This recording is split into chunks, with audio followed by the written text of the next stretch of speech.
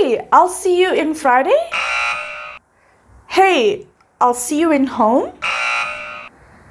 I'll see you at home on Friday. Hey everyone, and welcome to my channel. Today we are going to focus on how to use the following prepositions: at, on, and in. These prepositions can be difficult to understand. Should I say I'm going to see him at Monday on work? No, I'm going to see him at work on Monday. But how do we know when to use at, on, and in? Well, that's what we are here to learn today. Hit that subscribe button and let's get started.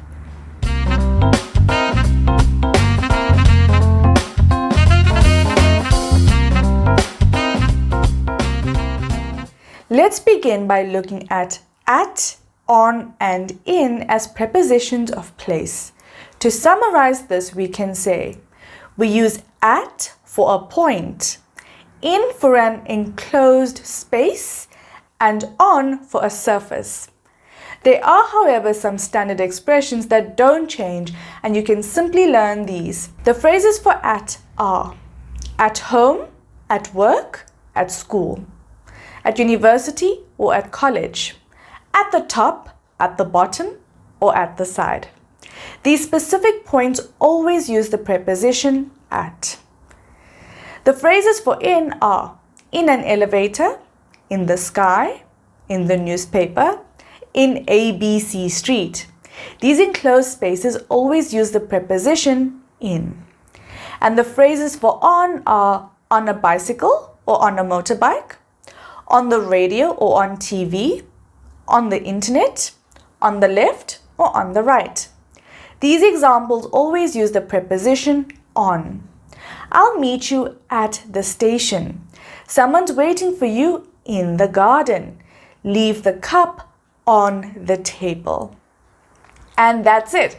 A quick summary on how to use at, in, and on as prepositions of place. Next, let's look at, on, and in as prepositions of time. To summarize this, we can say we use at for a precise time. We use in for months, years, centuries, and long periods. And we use on for days and dates. Let's begin by looking at some examples of at as a preposition of time. Since at is used for precise time, we can use the following examples. I'll be there at 2 o'clock. The meeting is at 3 p.m. I'll take a break at noon. We don't watch TV at dinner time. Now, let's look at some of the examples of in as a preposition of time. Since in is used for months, years, centuries, and long periods, we can use the following examples. My birthday is in May. We will go on a holiday in summer. My favorite movies were released in the 2000s. Finally, let's look at some examples of on as a preposition of time. Since on is used for days and dates, we can use the following examples. I went for dinner on my birthday. I have a meeting on Monday. My birthday is on the 1st of January. We will visit my parents on Christmas Day. And that brings us to the end of our lesson on prepositions of time and place using at, on, and in.